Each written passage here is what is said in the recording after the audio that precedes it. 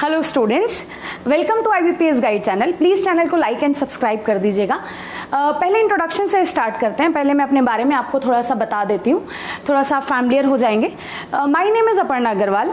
I have an teaching experience of 8 years। मैंने बहुत सारे टॉप एजुकेशनल इंस्टीट्यूशंस में पढ़ाया है, ऑफलाइन भी पढ़ाया है और साथ साथ ऑनलाइन भी पढ़ाया है। ऑनलाइन मेरी ऑडियो रिकॉर्डिंग्स मैंने कराई हैं अपनी। चलिए, ज़्यादा टाइम ना वेस्ट करते हुए हम ध्यान देते हैं इंग्लिश के सेक्शन पे। पहली बात तो thank you so much IBPS guide channel की, उन्होंने मुझे एक अपॉर्चुनिटी दी है कि मैं आप सबको अपनी नॉलेज इम्पार्ट कर सकूं और इंग्लिश के सेक्शन में जो भी आपकी वीकनेसेस है उनको दूर कर सकूं। IBPS गाइड चैनल ऑलरेडी इतना अच्छा चैनल है और इतनी अच्छी अच्छी फैकल्टीज़ आपके पास हैं जो आपको इतनी अच्छी चीज़ें प्रोवाइड करा रही है, इतनी अच्छी एजुकेशन प्रोवाइड करा रही है। तो मैं भी उनके साथ ज्वाइन हो गई सो दैट कि आपको अच्छे से अच्छे एजुकेशन प्रोवाइड करा दे, सो दैट कि आप एक अच्छे लेवल पर, एक अच्छी पोजीशन पर चले जाएं। चलिए, इंग्लिश के सेक्शन की बात करते हैं बिना टाइम वेस्ट किए। देखिए, आप सबको इंग्लिश से, ज़्यादातर स्टूडेंट्स को इंग्लिश से डर लगता है। वैसे तो इंडिया में सेकेंड मोस्ट कंट्री है इंडिया जहाँ पे इंग्लिश सबसे ज़्यादा बोली जाती है, लेकिन इंग्लिश के सेक्शन से ऑलमोस्ट सभी स्टूडेंट्स को डर लगता है।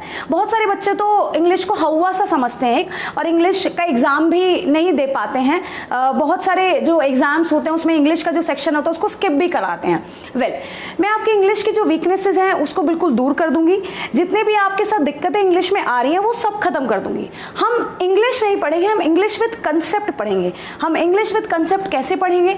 देखिए, यहाँ पे मैंने कंसेप्ट वर्ड क्यों लगाया? यहाँ पे मैंने कंसेप्ट वर्ड इसीलिए लगाया क्योंकि आपको इंग्लिश को क्रैम करने की जरूरत नहीं होगी। आप इंग्लिश जो भी मेरे साथ पढ़ोगे वो कंसेप्ट से पढ़ोगे, चाहे वो आपका वोकैबुलरी का पार्ट हो, चाहे वो आपका ग्रामर का पार्ट हो, चाहे वो आपका रीडिंग का पार्ट हो। क्योंकि हमें बहुत अच्छे से पता है कि 3 पार्ट्स मेन होते हैं, वोकैबुलरी का पार्ट, रीडिंग का पार्ट और ग्रामर का पार्ट। सबसे पहले तो बात करते हैं बैंक और SSC की। देखिए, आपने बहुत सारे वीडियोस में देखा होगा कि common rules of bank and SSC। पहली बात तो मैं आपको एक डिफरेंस क्लियर कर देती हूँ। देखिए, बैंक और SSC दोनों अलग चीज़ है इंग्लिश के सेक्शन के लिए। तो मेनली बैंक रीडिंग बेस्ड है, ऑन द अदर हैंड जो SSC है वो ग्रामर बेस्ड है। बैंक में रूल्स आते हैं, ऐसा नहीं है, लेकिन बहुत ही छोटे रूल्स आते हैं, जैसे सब्जेक्ट वर्ब एग्रीमेंट का रूल आ गया। SSC में बहुत यूनिक रूल्स आने लगे हैं अब, क्योंकि आपको पता है कंपटीशन बहुत ज़्यादा टफ हो गया है। तो जो भी आप वीडियोस देखते हैं कि कॉमन रूल्स ऑफ SSC, तो वो कॉमन रूल्स तो पढ़िए, लेकिन यूनिक रूल्स भी पढ़िए, क्योंकि अब बहुत लेवल के रूल्स आने लगे हैं। क्योंकि आपको पता है कि कंपटीशन टफ हो गया, ऊपर से पैंडेमिक है तो गवर्नमेंट जॉब भी थोड़ा कम आ रही है अब। देखिए, सबसे पहले मैं आपको ये एश्योर कराती हूँ कि आप जब अगर मेरी वीडियोस कॉन्टिन्यूस देखेंगे, मेरे साथ इंग्लिश का सेक्शन करेंगे, तो आपको बहुत कम टाइम में और बहुत अच्छे मार्क्स आप ला सकते हैं। मैंने बोला बहुत कम टाइम में बहुत अच्छे मार्क्स ला सकते हैं। कम टाइम क्योंकि हमें पता है कि बैंक सेक्शन में अगर मैं प्री की बात करूँ तो 20 मिनट्स होते हैं, क्योंकि 1 hour होता है और 1 hour में हमें 3 सेक्शन कंप्लीट करने होते हैं, बैंक, इंग्लिश का, रीजनिंग का और मैथ्स का, और अप्रॉक्स 20 मिनट्स ही मिलते हैं। और मार्क्स कितने होते हैं? 30 मार्क्स का होता है। अब देखिए, 30 क्वेश्चन, 30 मार्क्स और कितने मिनट्स? 20 मिनट्स। तो सॉल्व करना थोड़ा सा तो टफ बन जाता है, लेकिन वो टफ का इजी बनाना मैं आपको सिखाऊंगी। मैं आपको एश्योर करती हूँ कि आपको किस किस पार्ट में कितना कितना टाइम देना है, कौन सा पार्ट स्किप करके आना है और कौन सा पार्ट बिल्कुल अच्छे से अटेम्प्ट करके आना है। जरूरी नहीं है कि हम इंग्लिश का पार्ट पूरा अटेम्प्ट करें, ये मैं आपको बैंक की बात बता रही हूँ अभी।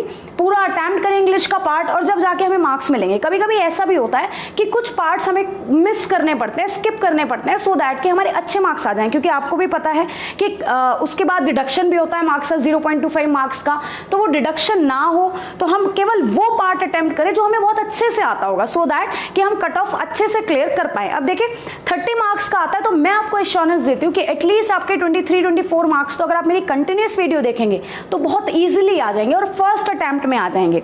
और अगर मैं बैंक के मेंस की बात करती हूँ तो हमें 40 मिनट्स मिलते हैं और मेंस के मार्क्स जो होते हैं, क्वेश्चन कितने होते हैं? 35 क्वेश्चन होते हैं। कितने क्वेश्चंस होते हैं? 35 क्वेश्चंस होते हैं हमारे पास। अब देखिए, अगर बैंक में प्री और मेंस को हम अच्छे से कर लें तो बस इंटरव्यू रह जाता है, ठीक है। लेकिन अगर प्री मेंस को नहीं कर पाए तो कुछ भी नहीं हो पाएगा। प्री के लिए कितने मिनट्स? 20 मिनट्स। मैं आपको बताऊंगी कि कौन कौन से पार्ट में आपको कितना कितना टाइम देना है, डेडिकेट करना है। सबसे ज्यादा मेरा अच्छा पार्ट है वोकैबुलरी का। वोकैबुलरी देखिए, आपने बहुत सारी वीडियोस देखी भी होंगी, बहुत जगह पढ़ा भी होगा। वोकैबुलरी आप ज़्यादातर क्या करते हैं, सब लोग सजेस्ट करते हैं न्यूज़पेपर पढ़िए, न्यूज़पेपर से डेली वोकैबुलरी आती है, आपको वोकैबुलरी जब रोज रोज आएगी तो आपको अपने आप याद होने लगेगा।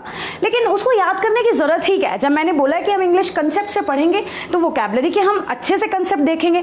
कंसेप्ट का मतलब है रूट वर्ड से, हम रूट वर्ड से इंग्लिश की वोकैबुलरी करेंगे। और देखना, जब आप रूट वर्ड से इंग्लिश की वोकैबुलरी मेरे साथ करोगे तो वोकैबुलरी आपकी मिनटों में सॉल्व हो जाएगी। मिनटों में जितने भी एग्जाम में वोकैबुलरी दी हुई होगी वो आप बहुत इजीली और बहुत ही कम टाइम में सॉल्व कर देंगे, ये मैं आपको एश्योर कराती हूँ, है ना। चाहे वो बैंक की वोकैबुलरी हो, चाहे वो एसएससी की वोकैबुलरी हो, क्योंकि वोकैबुलरी भी बहुत इंपॉर्टेंट रोल प्ले करती है। क्योंकि आप देखिए, क्लोज टेस्ट में भी वोकैबुलरी आती है, सिनोनिम एंटोनिम भी आते हैं। एसएससी की भी मैं बात करती हूँ, एसएससी में भी सिनोनिम एंटोनिम आते हैं। क्लोज टेस्ट में भी वोकैबुलरी बेस्ड आता है ज्यादातर क्लोज टेस्ट। तो वो आप सारा का सारा जितना भी वोकैबुलरी का पार्ट है वो बहुत अच्छे से कर लेंगे, ये मैं आपको गारंटी देती हूँ, एश्योरेंस देती हूँ। उसके बाद आता है एरर डिटेक्शन। में बैंक की ही बात कर रही हूँ अभी।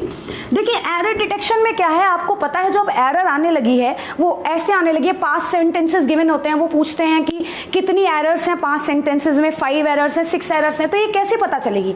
ये ऐसे पता चलेगी अगर हमें एक एक वर्ड की पार्ट ऑफ स्पीच पता होगी और हमें पता होगा कि ये वर्ड यहाँ पे क्यों आया है और ये वर्ड क्यों नहीं आया है, तभी तो हम एरर फाइंड आउट कर पाएंगे ना। और जब हम एरर फाइंड आउट कर पाएंगे तभी हमें पता चलेगा कि एक सेंटेंस में कितनी एरर है और कितनी एरर नहीं है। मैं आपको वो सारा बेसिक से कराऊंगी, बिल्कुल बेसिक से हम पूरी इंग्लिश का कंसेप्ट पढ़ेंगे कि किस पार्ट में एरर है, किस पार्ट में एरर नहीं है। पूरे सेंटेंस को अच्छे से एनालाइज करेंगे। ऐसे नहीं कि बस हमने सेंटेंस पढ़ा, अच्छा हमें लग रहा है कि इंस्टेड की जगह ऑफ आना चाहिए, कुछ भी ऐसा नहीं करेंगे। सेंटेंस को बहुत डीपली पढ़ के एनालाइज करके तब हम एरर निकालेंगे। ये रही बैंक की बात सारी। अब मैं एसएससी की बात करती हूँ। अगर मैं एसएससी के एग्जाम की बात करूँ तो एसएससी के एग्जाम में इतने लेंथी सेंटेंसेस तो नहीं आते, लेकिन जो अब रूल्स आने लगे हैं वो कॉमन रूल्स नहीं आते, बहुत अच्छे लेवल के रूल्स आने लगे हैं। और वो आप क्रैम नहीं कर सकते, वो आपको समझना ही होगा, वो आपको कंसेप्ट समझना होगा कि वहां पे वो रूल क्यों अप्लाई हो रहा है। तो मैं आपको क्रैम नहीं कराऊंगी। देखिए, कुछ रूल्स तो ऐसे होते हैं जो रटने ही पड़ते हैं, लेकिन जरूरी नहीं है कि सारे ही रूल्स हम रटें, ठीक है। सारे रूल्स रटने की कोई जरूरत नहीं है। अब जब मेरे साथ इंग्लिश पढ़ोगे तो रूल्स रटने की कभी भी जरूरत नहीं पड़ेगी। आप रूल्स को बहुत अच्छे से समझ पाओगे, आपको पता चलेगा कि ये यहाँ पर कोई वर्ड क्यों आ रहा है और यहाँ पर कोई वर्ड क्यों नहीं आ रहा है। तो इस तरह से हम इंग्लिश का पार्ट करेंगे। सबसे ज्यादा हम ध्यान देंगे वोकैबुलरी पे, इडियम्स, फ्रेजेस, वो आपको क्रैम करने की कोई जरूरत नहीं। अगर आप मेरी कॉन्टिन्यूस वीडियो देखेंगे वो आपको मैं ट्रिक्स से, इमेजेस से इडियम फ्रेजेस कराऊंगी। एरर डिटेक्शन का पार्ट मैं बहुत अच्छे से कराऊंगी। अब मैं बात करती हूँ एसएससी मेंस एग्जाम की। देखिए, एसएससी मेंस एग्जाम में डायरेक्ट, इनडायरेक्ट और एक्टिव पैसिव बहुत इंपॉर्टेंट रोल प्ले करते हैं, क्योंकि 25 और 30 मार्क्स इस तरह का रेशियो रहता ही रहता है। तो मतलब 50-60 मार्क्स के डायरेक्ट, इनडायरेक्ट, एक्टिव पैसिव होते ही हैं। तो देखिए, डायरेक्ट, इनडायरेक्ट और एक्टिव पैसिव आप नॉर्मल तो कर ही लोगे, नॉर्मल जो सेंटेंसेस होते हैं, छोटे सेंटेंसेस होते हैं, वो तो कर ही लोगे। लेकिन जब डायरेक्ट, इनडायरेक्ट में इंपेरेटिव सेंटेंसेस आते हैं, ऑप्टेटिव सेंटेंसेस आते हैं, एक्सक्लेमेटरी सेंटेंसेस आते हैं, कहाँ पे रिक्वेस्टेड वर्ड लगना है, कहाँ पे ऑर्डर्ड वर्ड लगना है, कहाँ पे एक्सक्लेम्ड विद जॉय लगना है, कहाँ पे अपलोडेड वर्ड लगना है, वो सब मैं आपको सिखाऊंगी। हम डायरेक्ट, इनडायरेक्ट बेसिक से बिल्कुल हाई लेवल तक करेंगे, बिल्कुल मेंस लेवल तक करेंगे। बहुत लो लेवल नहीं करेंगे कि बस हमने प्री का डायरेक्ट, इनडायरेक्ट कर लिया और खत्म, ऐसा नहीं होगा। मेंस के डायरेक्ट, इनडायरेक्ट, मेंस के एक्टिव पैसिव करेंगे, क्योंकि 50 मार्क्स इंग्लिश में बहुत मायने रखता है, आपको भी पता है। मेंस में 50 to 60 मार्क्स के डायरेक्ट, इनडायरेक्ट, एक्टिव पैसिव आते हैं। फिर 4 पैसेजेस भी आते हैं। देखिए, स्टूडेंट्स क्या करते हैं, पैसेजेस रीअरेंजमेंट को स्किप कराते हैं। क्यों? क्योंकि रीअरेंजमेंट होते नहीं है, पैसेजेस को इतना लेंथी कौन पढ़े। तो मैं आपको पैसेजेस की भी ट्रिक बताऊंगी कि हमें पैसेजेस किस तरह से अटेम्प्ट और सॉल्व करना है। हम अपने आगे सेशंस में इंग्लिश को इसी तरह से सॉल्व करेंगे। इंग्लिश का जो पार्ट है वो इसी तरह से टैकल करेंगे। बहुत कम टाइम में वोकैबुलरी का part, idiom, phrases, error detection, ठीक है। उसके बाद अब तो बैंक में स्टार्टर्स, कनेक्टर्स, रीअरेंजमेंट सब कुछ आने लगा है, वो हम बहुत ईजिली अच्छे से टैकल करेंगे। अब इंग्लिश से डर बिल्कुल खत्म कर दीजिए, क्योंकि अब इंग्लिश को आप क्रैम नहीं कर रहे हो, इंग्लिश को आप किससे पढ़ रहे हो, कंसेप्ट से पढ़ रहे हो। तो बिल्कुल डर खत्म कर दीजिए। अब आज मैंने आपको सारा बैंक और एसएससी का आपको क्राइटेरिया समझा दिया। आगे मैं अपनी वीडियोस में बैंक और एसएससी के बारे में आपको बताऊंगी और भी ज्यादा कि बैंक की एरर हम किस तरह से सॉल्व करते हैं और एसएससी की एरर हम किस तरह से सॉल्व करते हैं। फिर बैंक का पार्ट हम कैसे अटेम्प्ट करते हैं और एसएससी का पार्ट हम कैसे अटेम्प्ट करते हैं।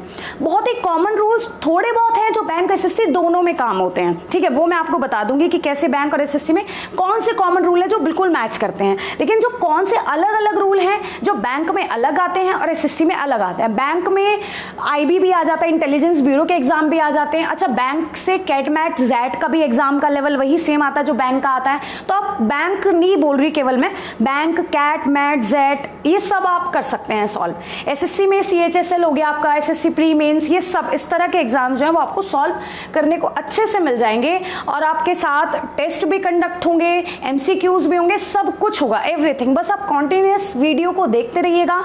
मैं एश्योरेंस देती हूँ, मैं गारंटी देती हूँ कि आपको इंग्लिश सेक्शन में कोई इशू नहीं आएगा। ओके स्टूडेंट्स, आज के लिए इतना ही काफी है, आगे मिलते हैं नेक्स्ट सेशन में। Thank you so much.